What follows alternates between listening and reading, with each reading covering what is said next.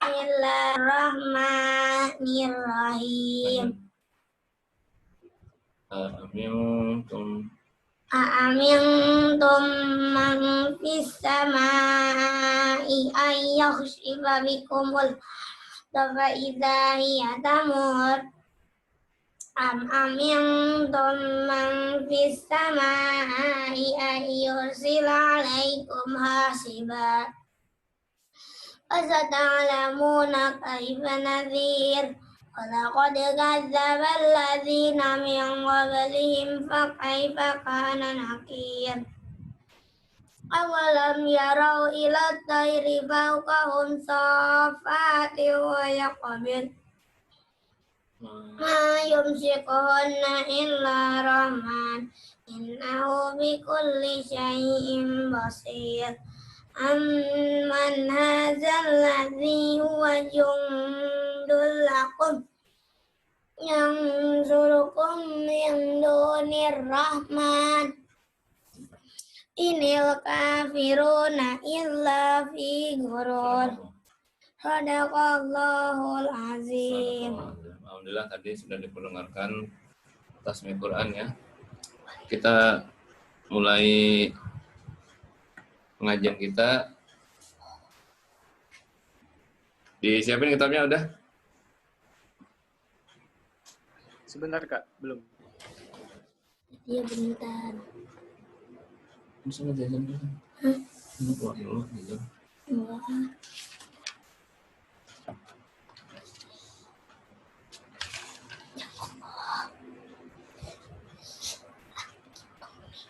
Kalau di kitab Kakak halaman 7.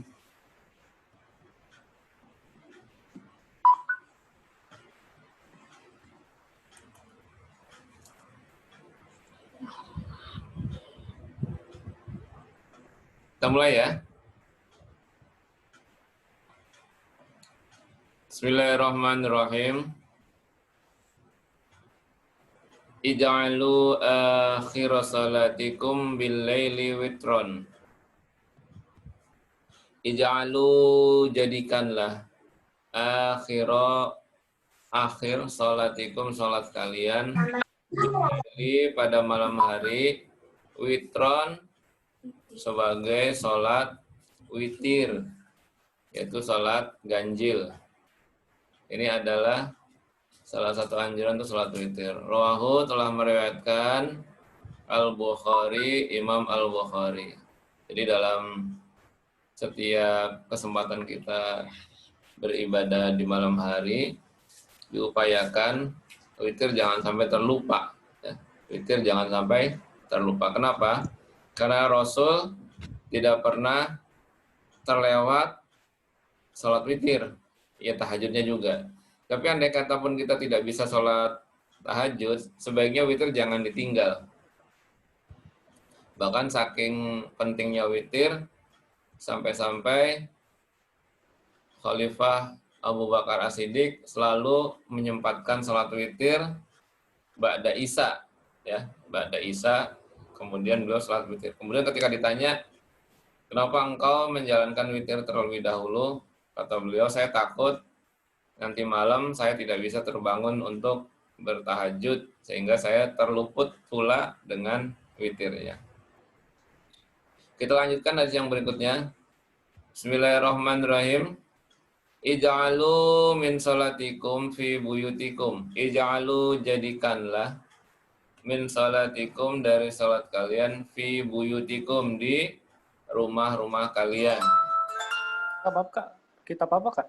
Ya. Kitab apa Kak? Hadis. Mukhtarul Ahadis. Oh, Mukhtarul Hadis.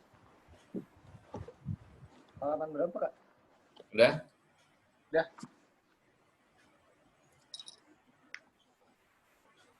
Wala tatakhizu,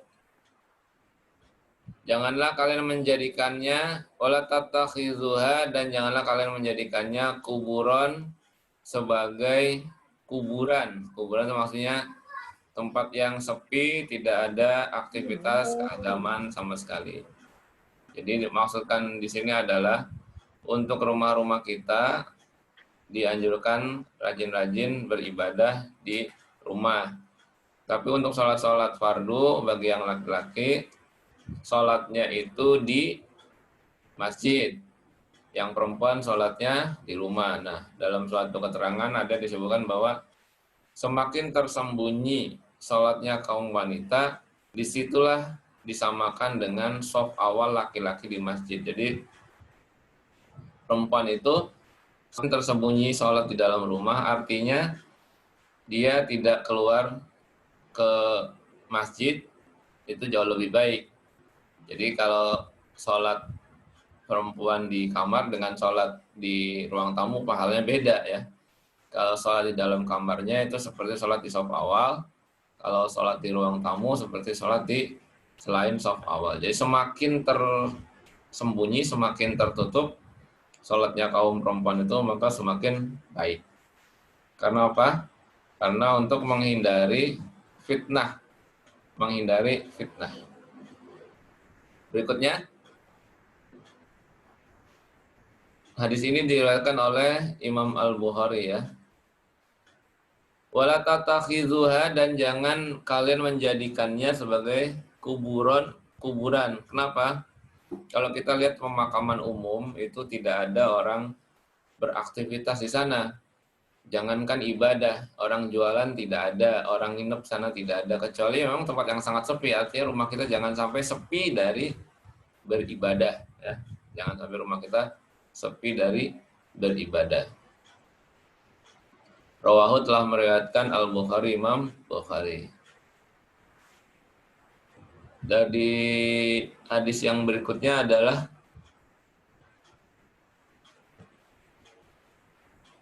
udah ketemu? Suaranya enggak. Halaman berapa, Kak? Maaf. Ya, halaman 7 kalau di kakak. Kenapa? Halaman 7. Halaman 7, halaman 7. Udah. Berapa, Kak? Ibrahim nggak dinyalain, Ibrahim.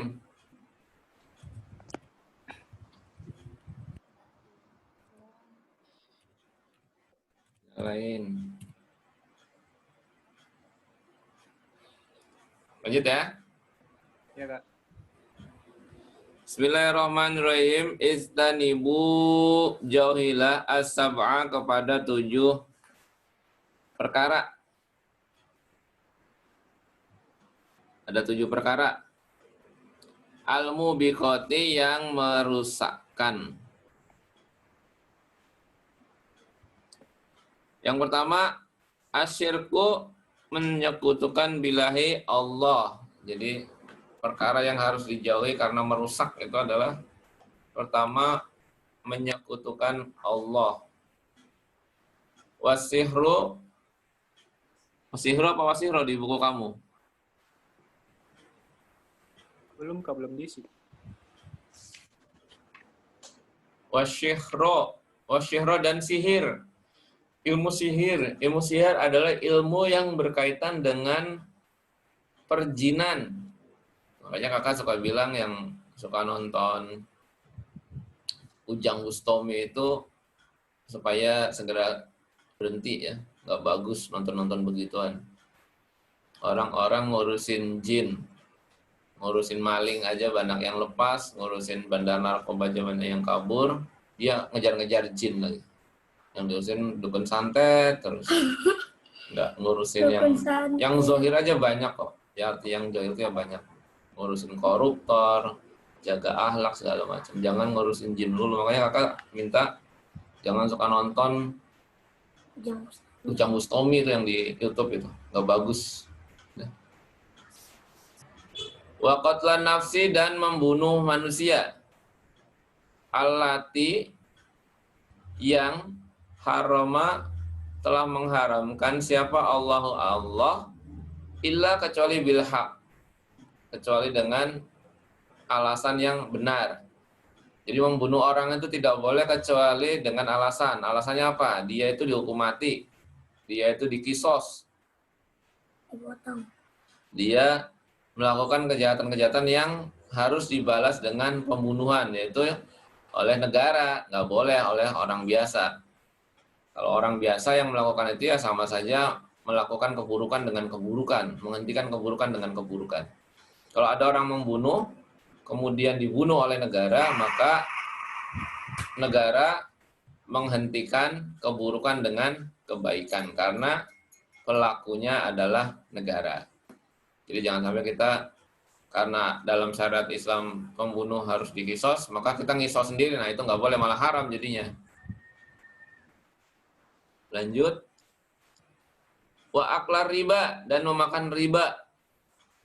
Riba itu apa? Riba itu adalah suatu pertambahan yang tidak dibenarkan oleh agama.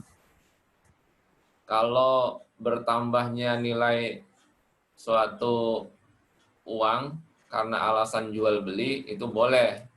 Yang tidak boleh adalah tidak ada transaksi yang halal di situ, atau ada transaksi tapi tidak halal.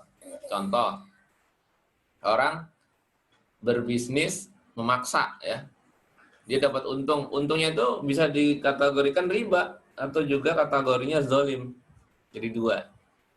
Makanya dalam ilmu ekonomi riba itu harus dijelaskan detailnya. Karena kalau pelakunya itu negara, riba tidak dihukumi haram mutlak ya. Karena itu bisa dihukumi sebagai pajak. Makanya kakak bilang, ketika ada orang secara individu meminjamkan kemudian menambahkan nilai pinjamannya, maka disitulah baru yang dinamakan sebagai riba. Karena keuntungannya dinikmati oleh sendiri. Kalau negara mendapatkan riba dari suatu transaksi antar negara, maka justru negara akan meletakkan keuntungannya kepada perbendaharaan negara yang memberikan kesejahteraan bagi rakyatnya. Dan ini biasa saja di kalangan sesama negara. Yang tidak boleh adalah suatu pinjaman yang sampai menggadaikan suatu negara, itu tidak boleh. Kayak transaksinya negara Sri Lanka dengan negara Cina, itu ada satu transaksi yang menyebabkan pengelolaan suatu pelabuhan besar di Sri Lanka itu diambil alih oleh negara Cina. Ya walaupun memang itu ada kontraknya ya, nilainya itu 100 tahun. Ini bisa masuk kategori sebagai suatu perbudakan modern. Nah, ini tidak boleh. Perbudakan modern atau penjajahan modern atau kolonialisasi. Berikutnya adalah wa akla, dan memakan malil yatimi, harta anak yatim. Maksudnya memakan harta anak yatim itu adalah bukan makan bareng-bareng bersama mereka, maksudnya mengambil alih dengan zolim harta anak yatim. Kalau misalnya kita diundang makan sama anak yatim yang kaya, ya nggak apa-apa, halal, boleh. Karena itu adalah suatu yang dibolehkan. Yang dimakan memakan harta yatim adalah mengambil alih harta anak yatim untuk kepentingan kita, sehingga dia tidak bisa mendapatkan keuntungan dari harta yang menjadi milik dia. Boleh makan bersama anak yatim, misalnya kita dipercaya sebagai suatu konsorsium bisnis anak yatim, kemudian kita mengambil keuntungan di situ sebagai upah dari pengelolaan harta anak yatim, boleh saja. Sepanjang itu terbuka dan fair. Artinya fair itu jangan sampai modal dari harta anak yatim itu habis oleh usaha kita. Nah, jadi harus dijelaskan, usahanya itu harus tidak beresiko yang menghabiskan hartanya. Karena ada usaha-usaha yang menghabiskan seluruh modal. Contohnya apa? Saham, bermain saham. Itu tidak boleh. Harta anak yatim diusahakan dalam bentuk bisnis kepada pasar modal. Itu tidak boleh. Karena harta dia akan susut, hilang otomatis dalam waktu singkat. Anak yatim itu yang bagus, misalnya dia kaya, kemudian dia tidak mampu mengelola kekayaannya, maka sebaiknya diambil sebagai suatu joint venture biasanya. Misalnya kerjasama dalam suatu proyek, dia melakukan penyertaan modal. Nah itu boleh. Kalau ada bisnis yang penyertaan modal yang nilainya kurang dari 50%, maka dibolehkan. Atau kita mengupayakan sendiri hasil dari harta tersebut sebagai usaha individu, kemudian dibagi hasil kepada keuntungannya anak yatim, itu boleh juga begitu. Jadi banyak caranya. Artinya yang dinamakan memakan adalah menguasai secara keseluruhan. Menguasai dengan mengelola beda ya. Kalau mengelola adalah kita hanya memberikan suatu sebagian tenaga kita untuk bekerja sebagai partnernya dari si yatim. Tapi kalau menguasai adalah menghilangkan hak dari bagian anak yatim, itu namanya zolim. Kalau ikut mengelola boleh, kayak panti-panti asuhan itu. Panti-panti asuhan itu kan ada yang lola tuh. Yang lola kan bukan anak yatim, itu bahkan orang-orang mampu. Nah itu dia boleh ikut makan di situ, ikut minum di situ, atau bahkan mengusahakan bisnis dari harta-harta anak yatim yang dititipkan kepada dia, sepanjang itu bisa menjaga keamanan dari harta tersebut. Tidak boleh menghabiskan seluruh kekayaannya. Berikutnya adalah watawalla, dan lari yaumal jahfi, pada hari apa di pin? Saya tuh nggak kelihatan. Mana? Yang mana? Ini sih. Pada hari perang, ya. Berlari pada hari perang, maksudnya kabur di dalam peperangan. Nah, ini termasuk harus dijauhi karena orang yang lari dalam peperangan adalah hukumnya dosa besar, sama dengan dia seperti orang yang bunuh diri. Ya, hati-hati. Kemudian wa qazfa al-muhsanati, menuduh orang dengan tuduhan menuduh perempuan baik-baik dengan tuduhan zina, ya. Menuduh orang dengan tuduhan yang jahat. Ini tidak bisa dikatakan sebagai fitnah.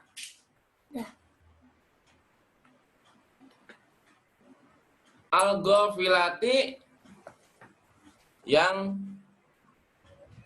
melupakan al-mu'minati, keimanan dari seorang perempuan. Jadi dalam Al-Quran bahkan Allah Subhanahu wa Ta'ala memberikan ancaman kepada orang-orang yang melakukan fitnah pada perempuan baik-baik dengan tuduhan yang tidak baik. Maka Allah Subhanahu wa Ta'ala telah mengancam dengan ancaman yang sangat keras. Rawahu, telah meriwayatkan As-Saykhani, Imam Bukhari dan Muslim. Jadi kalau dalam kitab-kitab itu ada dua imam yang diberikan singkatan seperti Imam Bukhari dan Imam Muslim. Kalau mereka berdua sepakat dalam suatu naskah hadis atau tekstual hadis, maka para ahli hadis menyebut keduanya sebagai Saykhani. Saykhani itu artinya dua orang yang sangat terhormat atau dua orang yang sangat dewasa, sangat senior. Maka dianggap sebagai dua syekh. Jadi istilah-istilah seperti ini adalah istilah-istilah dalam ilmu mustalahul hadis. Jadi memberikan suatu julukan-julukan. Kayak Imam Bukhari dan Muslim selain Saykhon itu julukannya mutafakun alaih. Ada, kalau kamu baca kitab-kitab hadis ada judulnya mutafakun alaih, maka dia diartikan sebagai Imam Bukhari dan Muslim. Sebelum kakak tutup, ada yang mau ditanyakan? Diza atau Baim? Mengenai itu Kak, Hah? riba. Mengenai riba Kak. Mas, yang keras. Mengenai riba Kak. Makna? Mengenai riba. Riba, kenapa? Bank syariah itu menurut kakak gimana Kak? Apa termasuk riba yang dia kan kalau bank konvensional tuh bunga ya Kak? Kalau bank syariah itu istilahnya bagi hasil. Menurut kakak itu gimana Kak? Sebetulnya gini Mas, yang namanya bank ujungnya itu ke BI, ya. Sebetulnya sama, ya riba juga, hanya saja dalam konteks mikro dia mengubah transaksi yang tadinya pinjaman dalam bentuk total, artinya total tuh begini, misalnya kakak sebagai bank memberikan pinjaman kepada kamu 100 juta sebagai usaha. Kakak sebagai bank hanya mengerti pengembalian kamu itu dalam bentuk pengembalian yang rutin, utuh. Nggak mau tahu kamu bisnis itu bangkrut, gagal, atau sukses gitu. Nah, dalam bisnis bank syariah secara mikro, dia ditransaksikan kembali bahwa pinjaman yang kamu lakukan adalah bukan betul-betul pinjaman uang utuh, tetapi kamu membagi saham kepada bank sebagai orang kedua untuk bisnis yang kamu jalankan. Misalnya kamu pengadaan barang berwujud komputer 100 juta. Kamu perlu dana 100 juta untuk mengadakan barang tersebut, maka bank memberikan pinjaman, tetapi konsekuensi dari pinjaman tersebut, bank mengubah peminjaman menjadi pembelian. Yang tadinya kamu mau beli sama temenmu, kamu harus beli lewat media bank. Media bank itu bank menyediakan harga menurut margin bank. Gitu. Jadi bank yang mengadakan pengadaannya dengan harga yang disepakati oleh kamu. Jadi sebetulnya hanya merubah transaksi saja. Tetapi kalau bicara riba dalam skala makro, bank syariah itu akan kembali kepada BI. BI itu kan menggunakan hukum konvensional, yaitu riba bunga berbunga. Sebenarnya sama saja. Hanya saja memperkecil potensi riba mutlak. Nah, ini yang kakak sebut sebagai tidak semua riba itu menjadi riba mutlak. Ada riba-riba kecil-kecilan. Ya kita nggak bisa lepas sama sekali dari riba. Tapi kita jangan sampai kena kepada riba mutlak. Contoh riba mutlak itu begini. Kamu minjem uang 100, kembalinya 200. Nah itu namanya riba mutlak. Keuntungannya lebih hanya dibagi kepada satu orang. Tapi kalau bank konvensional, misalnya kamu minjem kepada BRI. BRI itu kan bank konvensional ya, riba mutlak dia ya. Yeah. Ketika bank itu meminjamkan, kamu mengembalikan dengan bunga atau kelebihan itu namanya riba. Tapi ribanya kembalinya ke negara sebetulnya. Dengan dividen yang mereka bagikan. Nah, status pengembalian itu namanya pajak. Bahkan sekarang bank-bank itu memberikan pengampunan kredit bagi orang-orang yang terdampak kepada kayak bencana, pandemi, dan lain sebagainya. Itu sebetulnya sudah aman. Tetapi kalau bicara mutlak tidak ada riba, mustahil. Kakak juga tidak menafikan itu. Tetapi menghilangkan sama sekali riba itu sulit, Mas.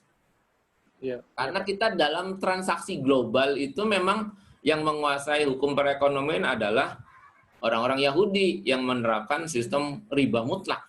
Tetapi kita sebagai orang Islam sebisa mungkin mengurangi kemutlakan itu, gitu loh. Artinya begini, dalam usul fikih itu kalau tidak bisa dikerjakan seluruhnya, ya jangan ditinggalkan seluruhnya. Kita pengennya ninggalin riba secara mutlak nih. Yeah. Tapi sulit, berat, karena terikat dengan transaksi bisnis global. Tapi juga jangan semuanya ditinggalkan, akhirnya dilakukan semuanya dengan riba mutlak. Tapi sebisa mungkin kita perkurangi, kita kecil-kecilkin. Riba-riba itu dengan cara apa? Dengan cara mengecilkan secara mikro. Ya bank syariah, pegadaian, itu sebetulnya mengecilkan riba mutlak sebetulnya. Ya, rumah-rumah syariah itu bisa, tetapi juga jangan saklek. Contoh, kakak punya teman yang katanya ikut grup anti riba, tetapi gara-gara dia ikut anti riba itu dia tidak mau membayar hutangnya kepada bank. Ya sama aja, keburukan dibalas dengan keburukan, atau niatnya melakukan kebaikan justru dapatnya malah keburukan. Tidak seperti itu. Kalau kita punya sangkutan dengan bank konvensional, ya selesaikan. Kita tidak bisa menghindari misalnya mengatakan, pokoknya 100 juta, ribanya itu 50 juta, kita hanya mau bayar pokoknya saja. Ya susah, kita bisa diajukan ke pengadilan tata usaha. Artinya dalam hukum positif, kita tidak bisa melepaskan begitu saja keadaan seperti itu. Ya kita akan tetap terikat dengan hukum positif. Karena hukum positif adalah konsensus secara nasional. Ya, walaupun konsensus itu oleh Islam dianggap tidak sesuai dengan syariat, tetapi ya itulah yang adanya zaman sekarang, seperti itu. Konsensus yang sudah ada.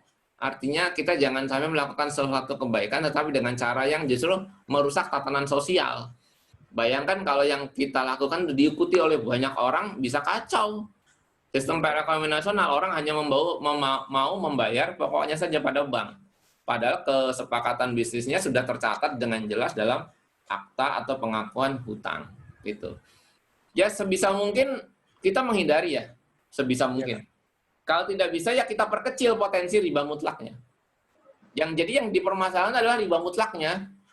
Tetapi kalau kata Imam Al-Ghazali, kalau kamu pengen halal, betul-betul halal, ya kamu tinggal di pucuk gunung, kemudian hanya minum dari atas langit. Nah, itu yang paling halal tuh. Kamu bersih dari segala macam riba. Sekarang bisa nggak orang bersosial hidup di situ? Nggak bisa. Iya. Kita akan tetap tinggal dalam masyarakat, yang tentu masyarakat juga ada mengandung unsur riba, tetapi jangan sampai menjadi mutlak. Itu aja inti dari mencegah dari mutlak, dari riba mutlak. Kalau Al-Quran mengatakan itu adalah riba secara umum, karena masalah-masalah pada zaman dahulu adalah riba-riba secara umum, artinya yang dipahami oleh orang-orang di sekitar kita, kayak rentenir, nah itu namanya riba mutlak. Kalau bank-bank yang sifatnya non konvensional, bank syariah, tapi masih ada campur tangan negara di situ, sebetulnya ribanya kecil. Kayak pegadaian. Pegadaian itu ada ribanya tapi kecil, karena yang ngurus negara. Andai kata pegadaian itu bangkrut pun ditanggung oleh negara. Jadi kalau negara berhubungan dengan sistem perekonomian, berarti negara punya andil, dan di dalamnya mudorotnya jadi berkurang. Beda misalnya ada kayak misalnya arisan. Arisan kelihatannya halal ya, sekedar nabung.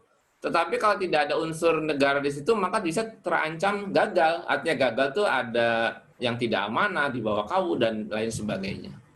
Itu aja sih kalau pendapat kakak. Melepaskan diri dari riba mutlak sulit, itu pasti. Tetapi jangan sampai kita menghindari riba secara serampangan sehingga justru malah merusak tatanan sosial. Itu aja sih kalau buat kakak mah. Ya Kak, makasih Kak. Udah Kak, cukup. Cukup? Oke, kita cukupkan pengajian pada malam hari ini. Subhanaka Allahumma wa bihamdika asyhadu an la ilaha illa anta astaghfiruka wa atubu ilaik. Assalamualaikum warahmatullahi wabarakatuh. Waalaikumsalam. Waalaikumsalam warahmatullahi wabarakatuh. Ya, iya. Makasih Pak. Ibu. Ibu. Mas, makasih Bu. Ya sama-sama Bu.